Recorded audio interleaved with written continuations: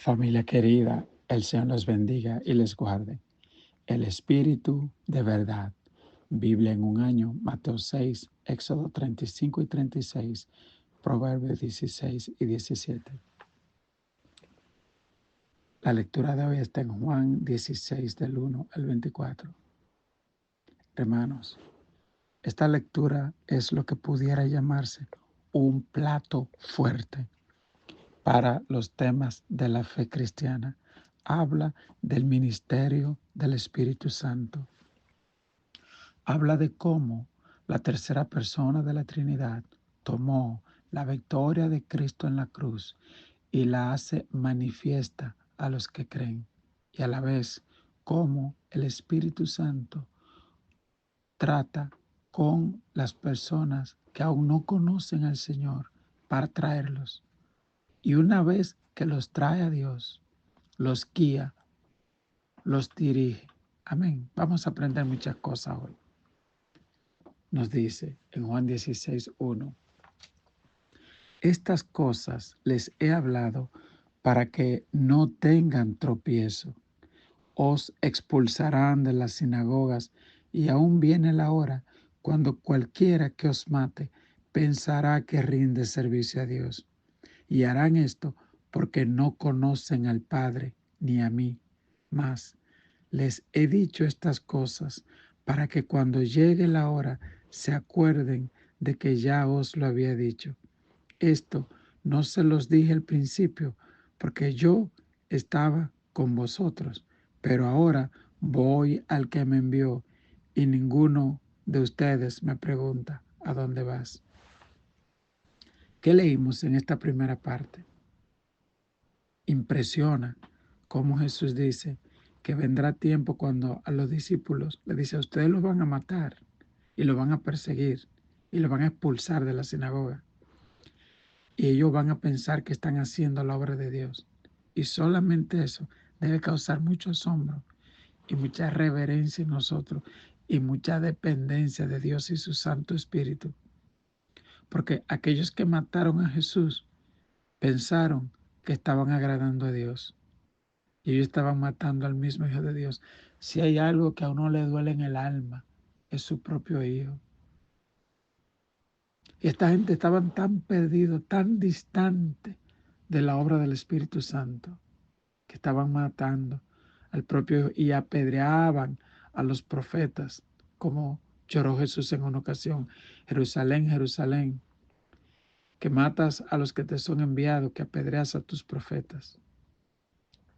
Que el Señor nos ayude a tener esa dependencia todos los días, hermano, para que cada decisión que tenemos, sea en lo secular o en lo espiritual, cada palabra que digamos esté guiada por su Santo Espíritu.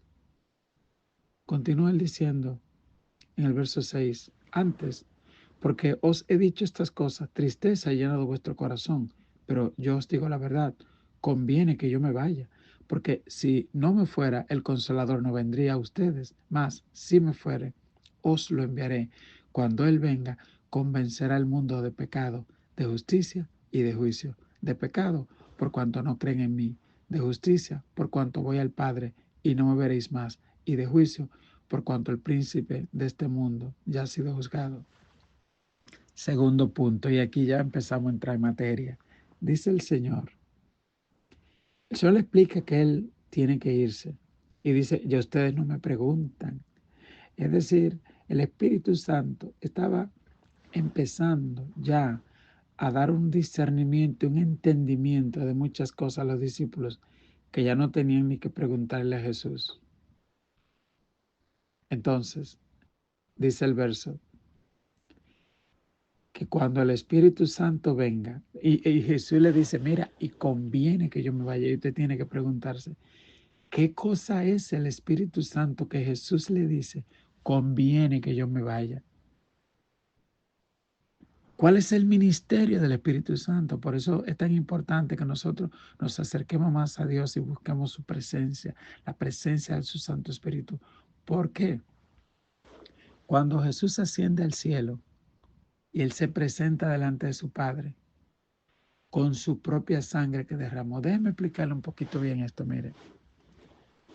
Cuando Adán pecó, el pecado de Adán fue transferido sobre la humanidad a través de una cosa que le llaman el pecado original, es decir, el pecado que heredamos de Adán, así como cuando usted hereda rasgos físicos de sus familiares, enfermedades, etcétera, color de los ojos, etcétera.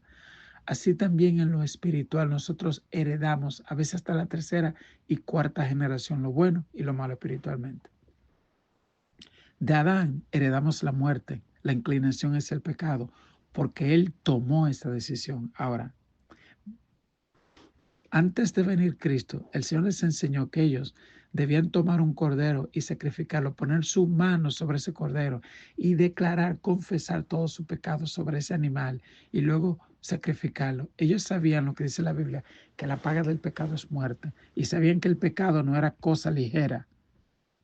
Cuando Cristo viene, en vez de sacrificar un cordero, Él se presenta Él mismo en la cruz. Por eso Juan, cuando lo vio, dijo, este es el Cordero de Dios. Entonces, recuerda que el pueblo de Israel en Egipto, cuando fue sacrificado el cordero, el destructor no tocó la casa donde estaba la sangre. Y cuánto más tu casa, tu vida, si tú la cubres con la sangre del Cordero de Dios. Cuánto más nos limpia de la culpa, del pecado, del pasado, la sangre de Cristo. ¿Qué hizo el Espíritu Santo?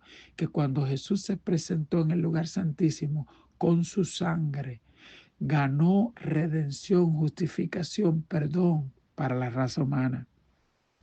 Entonces, eso da al Espíritu Santo una autoridad. ¿Ok? Por eso dice la Biblia, Él convencerá al mundo de pecado. ¿Qué quiere decir eso? Que el hombre, mire hermano, usted puede ver que hasta personas inconversas que aparentemente no conocen a Dios, gente que tú lo ves que puede pensar que son los peores, de repente salen hasta la televisión hablando de Dios y diciéndote, mira, no hay nadie como Dios. Mira, yo no estoy todavía en la iglesia, pero y hasta corrigen a los cristianos que se están desviando. ¿Qué sucede ahí? El Espíritu Santo convence de pecado. Él es el que le dice a la persona, eso no está bien. Y yo estoy seguro que tú que me estás escuchando hoy, en algún momento, tú has estado haciendo cosas y has escuchado la voz del Espíritu Santo que te dice, eso no es lo tuyo. Yo te llamé a ti para servirme. Eso es cuando convence de pecado. Ahora, luego dice de justicia. ¿Qué es la justicia? La justicia es la justificación. Fue lo que Cristo hizo en la cruz y pagó por nuestros pecados. Eso es bueno que tú lo sepas, que así como el Señor, el Espíritu Santo nos convence de pecado, también de justicia. Es decir, el pecado que el Espíritu Santo revela guía a arrepentimiento, no a remordimiento, no a depresión, no a ansiedad, no a angustia, no. El Espíritu Santo cuando te dice, mira, tú hiciste eso y está mal, también te dice, pero Cristo murió por ti. La sangre del Cordero de Dios te limpia de todo pecado y te guía a través del conocimiento de las Escrituras para hacerte libre. Hay una canción muy linda que dice, ya no soy esclavo del temor, yo soy hijo de Dios. Algo así pasa, dice que el Espíritu Santo clama en nuestro corazón diciendo, Abba Padre, es decir, Padre mío, reconoce a Dios. Y Jesús le dijo, cuando ustedes oren, digan, Padre nuestro. Así que esto es la justificación. Mire, para que usted entienda más sobre la justificación, le recomiendo que se lea Romanos capítulo 6 al 8. O si quiere empieza a leer desde el capítulo 3, Romanos 3, 4, 5, 6, 7, 8. Eso habla mucho, explica con detalle lo que es la justificación. Yo se lo voy a explicar de esta manera. Así como el pecado de Adán nosotros heredamos, aparte del pecado heredado o original, hay lo que le llaman el pecado imputado, que es el que tú cometes. Y te dicen, aparte de que tú heredaste este pecado, también tú cometiste este pecado. Y Romanos 3:23 dice que todos hemos pecado. Oiga lo que pasó con la muerte de Cristo en la cruz. Que la justicia de Dios Así como el pecado, la maldad de Adán se nos atribuyó, así los que creen en Jesús y se acercan a Él, la justicia de Dios les es atribuida y somos perdonados. Aleluya. Yo no sé si tú puedes recibir la justicia de Dios en tu vida y decir, soy perdonado, soy libre, soy nueva criatura, como dice 2 Corintios 5:17. Soy real sacerdocio, nación santa, pueblo escogido por Dios, como dice 1 Pedro 2:9. Aleluya. Esa es la justicia imputada, heredada de Dios cuando creemos en Cristo. Y luego viene el pecado imputado, que así como heredamos, se nos imputó el pecado nuestro. Oye lo que pasa, se nos imputa la justicia de Cristo. Dios el Padre reemplaza nuestra iniquidad, nuestro pecado, nuestra pudredumbre, por el perfume, por la gloria, por la obediencia de Cristo. Por eso la Biblia dice, si alguno está en Cristo, nueva criatura. ¿Tú sabes lo que quiere decir cuando tú estás en Cristo? Que cuando Dios te ve a ti, lo que ve es al rostro de su Hijo amado Jesús. Te ve a ti como parte de Cristo. Y no ve mucha diferencia entre ti y Jesús, porque dices que mi hijo murió por este. Es que la sangre de mi hijo está encima. Él huele a la gloria de mi hijo. Mire, yo no quiero extender mucho esta devocional, pero tengo que decirle algo. En la Biblia hay una historia que para mí es una analogía con profundo significado espiritual. Dice que Abraham iba a bendecir, Isaac iba a bendecir a su hijo Esaú, el mayor, y le dijo, ve y búscame una casa. Y después Isaac, en vez de bendecir a Esaú, el mayor, a quien bendijo fue al menor. Y cuando lo bendijo, le dijo, mira el olor de mi hijo. No era su hijo, lo que pasa es que el hijo se vistió con pieles de cabras, porque el otro tenía mucho, olía a eso. Y el padre cuando olió a Jacob dijo, tú huele a mi hijo. Eso es lo que pasa cuando Dios nos toca y nos ve a nosotros. Nos dice, tú huele a mi hijo, tú huele a gloria, tú huele a obediencia, aleluya.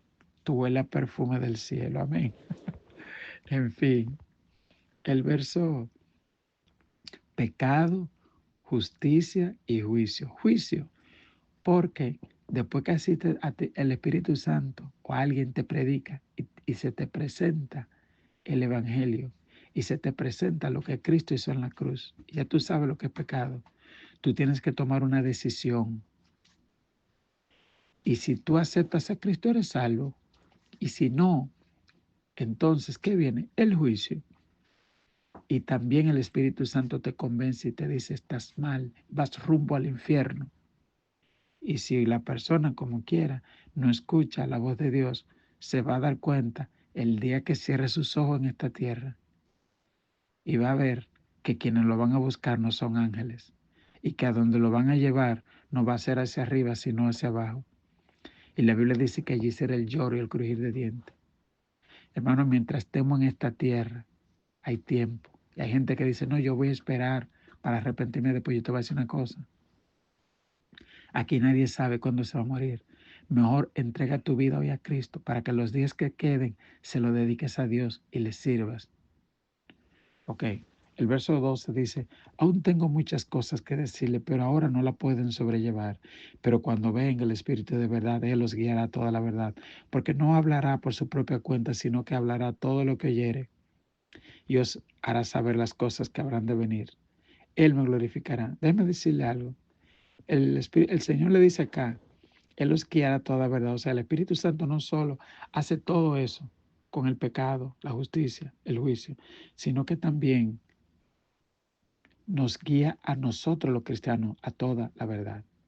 Al que se ha arrepentido, al que dice, Señor, yo quiero, y se faja a leer la Biblia, el Espíritu Santo está comprometido contigo para revelarte las Escrituras y para guiarte a toda verdad.